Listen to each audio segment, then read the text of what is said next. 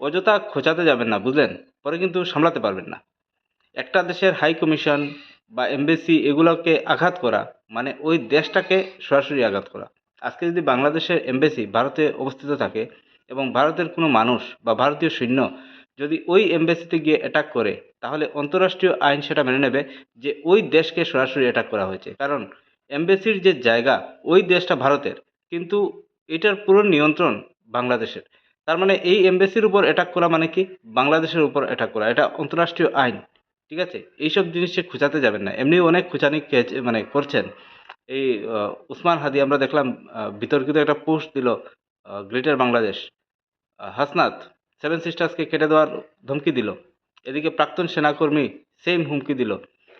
দুদিন আগে আমরা দেখলাম সমুদ্র সীমান্তে একটা জাহাজ এসে মৎস্যজীবীরা বলেন, মৎস্যজীবীরা মাছ মারছে, সেই জাহাজের মধ্যে ধাক্কা মেরে কিছু মৎস্যজীবীকে বল্লম দিয়ে কুপিয়ে কুপিয়ে খুন করা হয়েছে। এগুলা খুঁচানো না, না হলে আর কি বলবো? ভারত এটা কি ভাববে? অযথা এই খুঁচানোটা কেন? বাংলাদেশে ভোট আসছে, ঠিক আছে, ভোটের সময় উত্তেজনা থাকে, কিন্তু একটা দেশের প্রতি এত আগ্রাসন কেন?